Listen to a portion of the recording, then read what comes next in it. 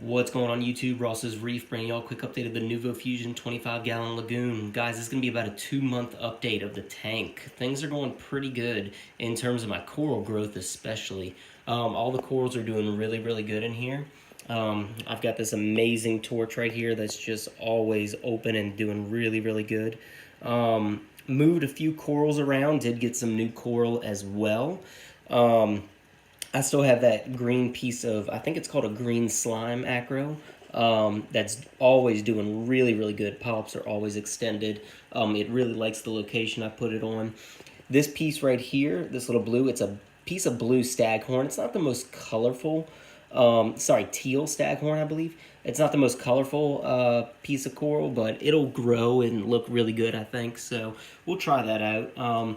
I also got a piece of, I think it's hard bonsai or something like that, from one of the local people around me. Cool little coral. It's got these bright green little neon tips on it and everything. Glued it on the rock right there. Seems to be doing pretty good. I'd love for it to encrust on that rock and really grow right there. I'm thinking long term here, guys. So, where I'm placing these corals is, I'm having to picture what they're going to look like when they're full grown. I kind of like getting small corals and watching them grow in to place and everything. So it's going pretty good. These red Gonapora, man, this is the coral that I've had the most difficult with. I actually just moved it right here today, and it's actually probably the most opened up that it's been in a while. It seems to actually really like this spot and the flow, so I'm actually going to keep it right there, and that would be actually a really cool spot to put it if it does decide to open up really nicely. Move the framer or whatever piece of frog spawn right up here. I can't decide where I want to put that guy. I had it down here for a bit, and it was doing pretty good, but just haven't decided where it's going. Did get a piece of hammer, an actual hammer, guys. This came from a local reefer around me, and it's actually a golden hammer. I've never actually even seen a golden hammer, and neither when he had his colony, he didn't really want to let too much of it go because he's never really seen a golden one either, but it's doing really good. This piece, guys, is like so small, but it's massively extended, massively. It's so much bigger compared to all these other pieces that are about the same size, if not a little bit bigger. So really happy with the placement of that. It seems to be doing really good. That's going to look really good right there once it grows and everything, gets a few more heads on it. Bubble coral, I did decide to move up towards the middle of the tank right here. Doing really good in this spot. It's always nice and colorful, bubbled up, and it's got its little tentacles all the time, so it really likes this spot. This piece right here is pink lemonade. It's just a little piece of frag that I've gotten. I haven't decided where I want to glue that yet. That's why it's still on the frag plug and towards the bottom of the tank. I'm going for this whole rock right here, guys, to be like SPS and everything. I will be getting a piece of bird's nest. I'm thinking about getting green and pink. And I'm going to put those up there as well. So I don't know where I want to stick this pink lemonade. Moving over to the plate corals, always doing pretty good. Green is just always extended. Orange comes out and extends at night when it's like ready to feed. So from what I've been told, this is actually kind of a hammerhead, I believe someone told me, plate coral. And then this is just a short tentacle fungia plate coral, the orange one. But yeah, at nighttime, they both have their tentacles massively extended. The green one more so than the orange because it's already got some of its out. Going to my zoas over here, I've got my rastas doing really good. I don't know if y'all will be able to see, but you can see they've got one little piece coming out right there, and then actually underneath the right one, I've got two more coming out. So I'm hoping within the next week or two, I'll get like 3 new polyps, at least not 1 or 2.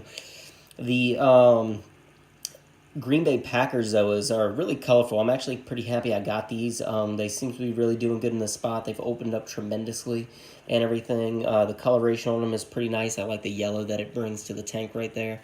Going over to the anemone, it's just massive as always. New piece of equipment, guys, the Vortec MP10. I just got this in today. Spent about 30-45 minutes trying to find, the spot that I want to stick it on. I debated, going on that side of the tank or this side or in the front towards the back. And I ended up right here, and everything seems to be doing really good in terms of the flow that it's giving right now. You can see the torch over there just going amazingly. It gets perfect flow right there with these random flow generators and this Vortec MP10. I am currently running it on short pulse mode. So I will keep y'all updated and see if I change any of the modes and how I like them. But so far, I'm really happy with the way it turned out.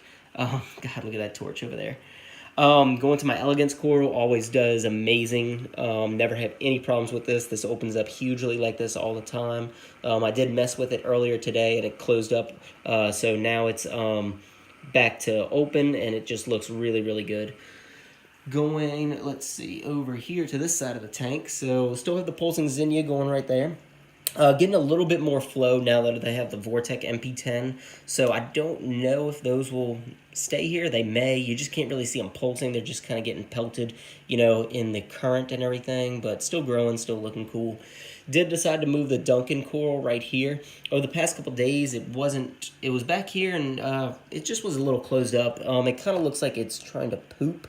I do feed this thing whole pieces of mysis shrimp, so that could be the reason that it's looking a little deflated and everything. But yeah, guys, other than that, everything is going pretty good in the tank.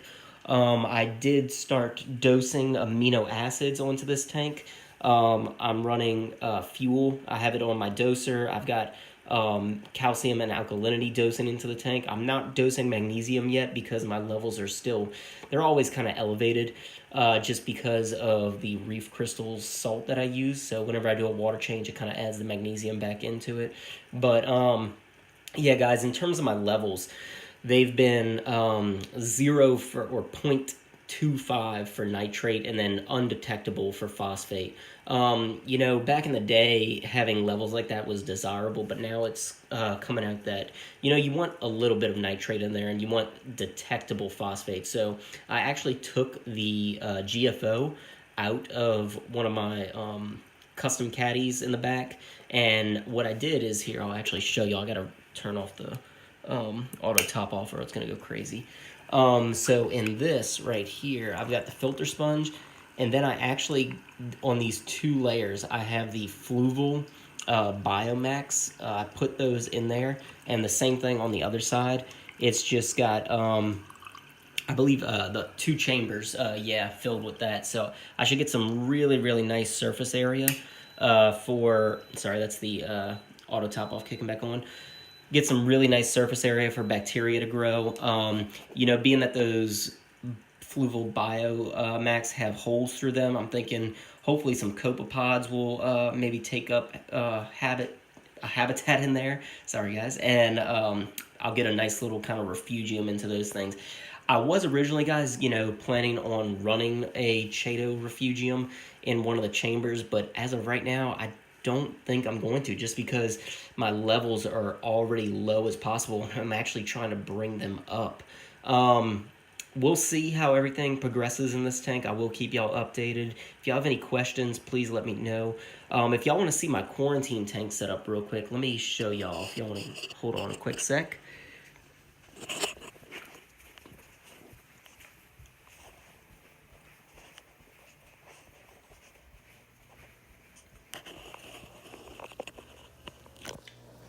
So guys, right over here is my quarantine tank setup. It is a 29-gallon tank.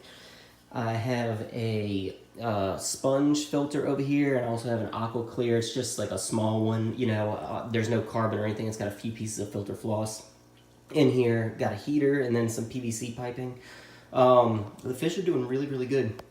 The Tang was the one that kind of had a small little ick outbreak on her, and I put her in here, and everything just fell right off. And I'm dosing for copper. I'm using this copper power right here, guys. I really, really, really, really like this a lot. I've had copper that I've used in the past. I think I set up a quarantine tank when I had my 20-gallon, and the copper, I noticed the fish acted a little different.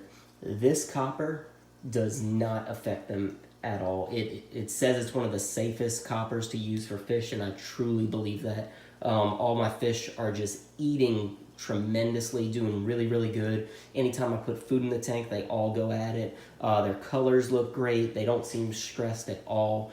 I am going to be running the 25 lagoon fish list for 72 days, guys, as that is the length of time that it takes for it to clear your tank without a fish in there. It will eventually die off without a host. In the meantime, any new fish that I'm getting, I am putting them in here, so they are quarantined. You can see I did get a little Royal Grama who was doing really good. He's not shy. The tank still runs the tank, as you can see, but not shy or anything. He goes up and gets his food. Everybody is doing really, really good in here.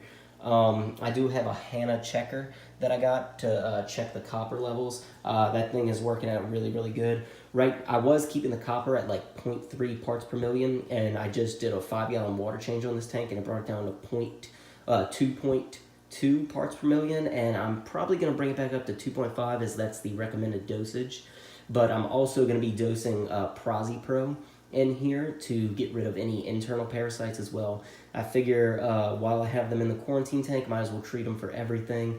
And what I'm doing is I really actually like not having the fish in the display tank right now. You know, I'm constantly going in there, I'm moving coral around, I'm trying to find placement, I'm doing work in the tank, you know, adding different flow, and all that would just stress these these fish out and everything. So I'm actually really kind of glad that I have them in this quarantine tank for this time being. I should have set this quarantine tank up in the beginning. I've learned my lesson. I never really thought that a quarantine tank was something that you necessarily needed to do. However, I really like the concept. I like how healthy my fish are right now, and I'm going to possibly keep this thing running at all times. I haven't decided yet, but again, I'm going to maybe get one more fish. It's between a 6-line wrasse and a firefish. Let me know what y'all think, what I should get. The tang won't be in here forever, guys. You know, she will eventually outgrow the 25 lagoon. The other fish that I thought about maybe replacing her with would be a flame angel fish. I really love the coloration on the flame angels and everything, and yeah, so let me know what y'all think about all this. This has been Ross's Reef. If you have any questions, comments, please leave them below. Like I said, if you haven't already, hit the subscribe button. I love getting feedback from you guys, so thanks.